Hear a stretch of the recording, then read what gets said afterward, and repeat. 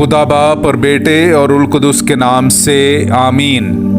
मेरे अज़ीज़ो, आइए हम खुदावंद अपने खुदा का शुक्र करें जिसने आज का ये खूबसूरत दिन हमारी ज़िंदगी में बढ़ा दिया।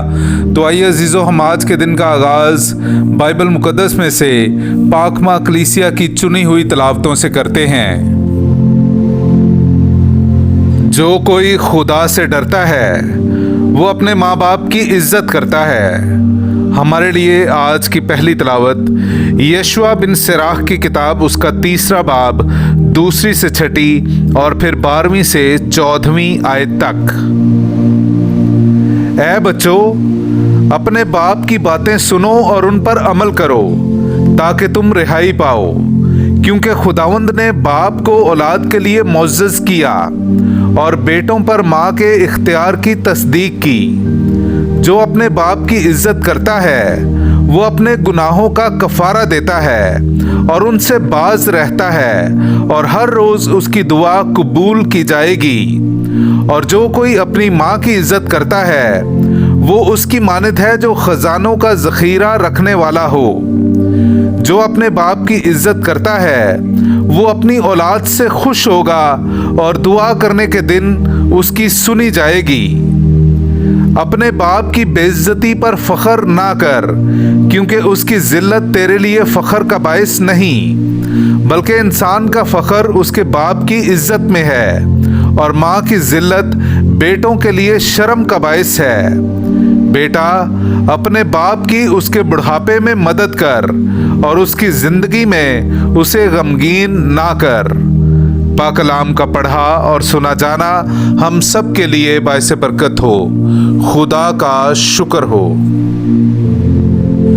मुबारक हैं वो जो खुदावंद से डरते हैं और उसकी राहों पर चलते हैं।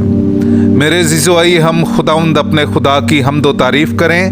मैं आपके सामने पढ़ूंगा ज़बूर नंबर 128, उसकी पहली आयत से लेकर 5वीं आयत तक। मुबारक है तू जो खुदावंद से डरता है, जो उसकी राहों पर चलता है, क्योंकि तू अपने हाथों की मेहनत से खाएगा। तू मुबारक और सआदतमंद होगा। तेरी बीवी तेरी चार दीवारी में फलदार ताक की मानिद होगी। तेरी औलाद तेरे दस्तरखान के गिर्द जैतून की शाखों की तरह होगी। देख, यूं ही मुबारक वो शख्स है जो खुदावंद से डरता है। खुदावंद तुझे सहून से बरकत दे, यहाँ तक कि तू अपनी उम्र भर यरूशलेम की खुशहाली देखे।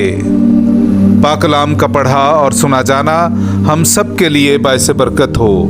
खुदा का शुक्र हो।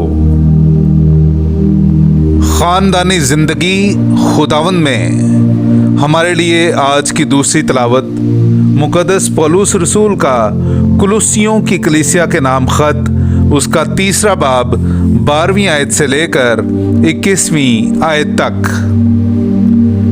बस खुदा के मुक़द्दस और प्यारे बरगुज़ीदे होकर दर्दमंदी और मेहरबानी और फरोतनी और हया और सब्र का लिबास पहनो। और अगर कोई किसी पर दावा रखता हो तो एक दूसरे की बर्दाश्त करे और एक दूसरे को मुआफ़ करे।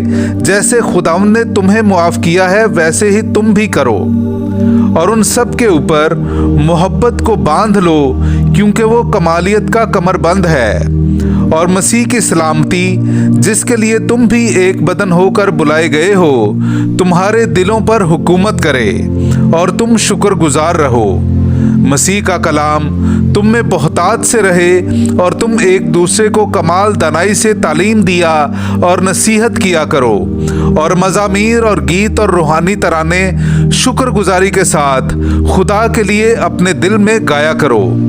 और कलाम या काम जो कुछ किया करते हो, सब कुछ खुदावंद यीशु के नाम से किया करो और उसके वसीले से खुदा बाप का शुक्र बजा लाया करो।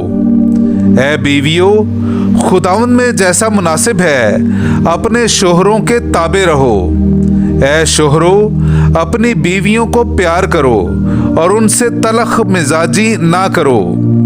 ऐ बच्चों, अपने माँ बाप के हर एक बात में फर्मा बरदार रहो, क्योंकि खुदा को यही पसंद है। اے والدو اپنے بچوں کو دگ نہ کرو تاکہ وہ بے دل نہ ہو جائیں۔ پاک کلام کا پڑھا اور سنا جانا ہم سب کے لیے باعث برکت ہو۔ خدا کا شکر ہو۔ نعرہ حمد۔ مسیح کی سلامتی تمہارے دلوں پر حکومت کرے اور مسیح کا کلام تم میں بہتات سے رہے۔ ہاللویا۔ میرے عزیزو، آئیے ہم آج کا انجیلی اقتباس سنتے ہیں۔ انجیل مقدس بامطابق مقدس متی اس کا 2 باب 13ویں سے 15ویں اور پھر 19ویں سے 23ویں آیت تک۔ جب وہ روانہ ہو گئے تو دیکھو خداوند کے ایک فرشتے نے یوسف کو خواب میں دکھائی دے کر کہا، اٹھ بچے اور اس کی ماں کو ساتھ لے کر مصر کو بھاگ جا اور وہاں رہ جب تک کہ میں تجھے نہ کہوں، کیونکہ ایسا ہوگا کہ ہیرودیس بچے کو ڈھونڈے گا تاکہ اسے ہلاک کرے۔ تب وہ اٹھ کر رات ہی کو بچے اور اس کی ماں کو ساتھ لے کر مصر کو روانہ ہو گیا اور ہیرودیس کے مرنے تک وہیں رہا، تاکہ جو خداوند نے نبی کی معرفت کہا تھا پورا ہو کہ میں نے اپنے بیٹے کو مصر سے بلایا۔ جب ہیرودیس مر گیا تو دیکھو خداوند کے ایک فرشتے نے مصر میں یوسف کو خواب میں دکھائی دے کر کہا، اٹھ بچے اور اس کی ماں کو ساتھ لے کر اسرائیل کے ملک میں جا، کیونکہ جو بچے کی جان کے خواہاں تھے وہ مر گئے ہیں۔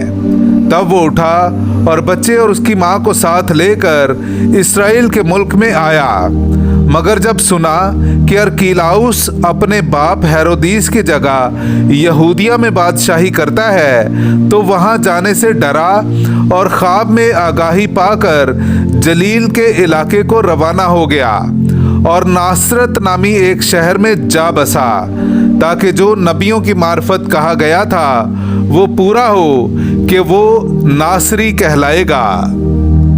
پاک کلام کا پڑھا اور سنا جانا ہم سب کے لیے باعث برکت ہو۔ خدا کا شکر ہو۔